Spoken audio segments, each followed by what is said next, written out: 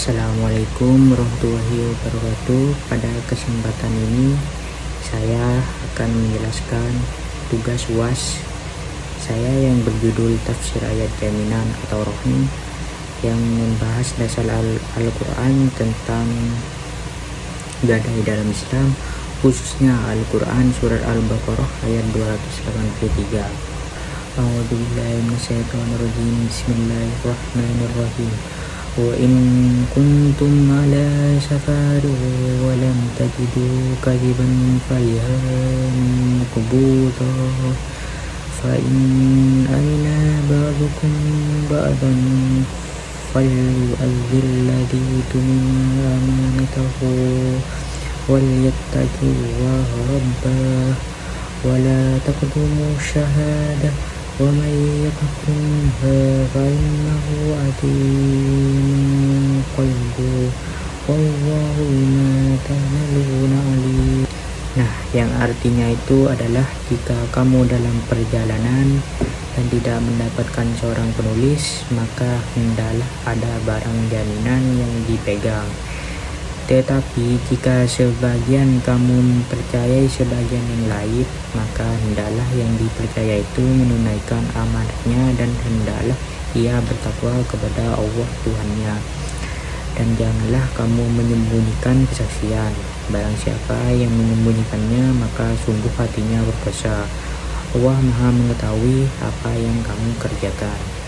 Nah, untuk memahami ayat ini ada beberapa mufradat penting yang perlu dijelaskan. Yang pertama itu ada safar, yang berarti perjalanan. Kadiban itu penulisan akad. Rihan, jaminan atau gadai. Makbudah, yang dipegang atau dikuasai. Amanah itu kepercayaan atau titipan. Syahadah itu kesaksian.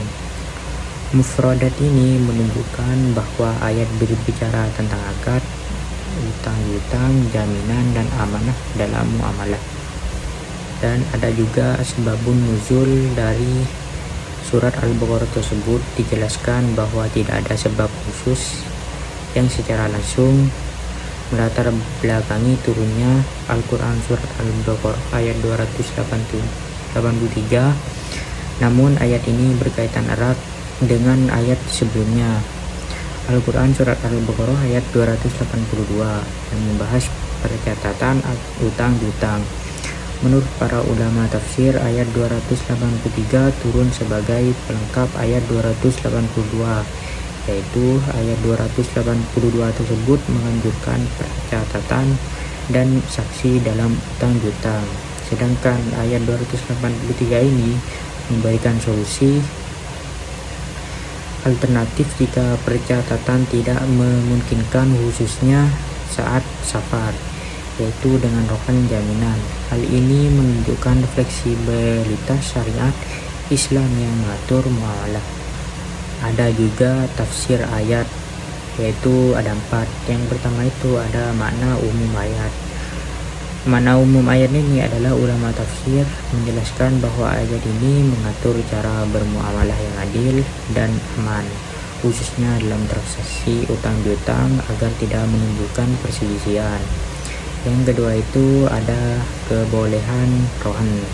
Menurut ulama fikih, ayat ini menjadi dalil bolehnya akad rohan, baik dalam perjalanan maupun tidak. Rohan ini berfungsi sebagai penguat suatu kepercayaan, bukan pengganti amanah. Yang ketiga itu ada prinsip amanah. Jika transaksi dilakukan atas dasar saling percaya tanpa jaminan, maka pihak yang dipercaya wajib menunaikan amanahnya. Allah menegaskan bahwa pengkhianatan amanah adalah dosa hati. Nah, yang terakhir itu adalah larangan menyembunyikan kesaksian. Para ulama itu juga menegaskan bahwa menyembunyikan kesaksian itu dalam muamalah termasuk dosa besar. Mengapa begitu?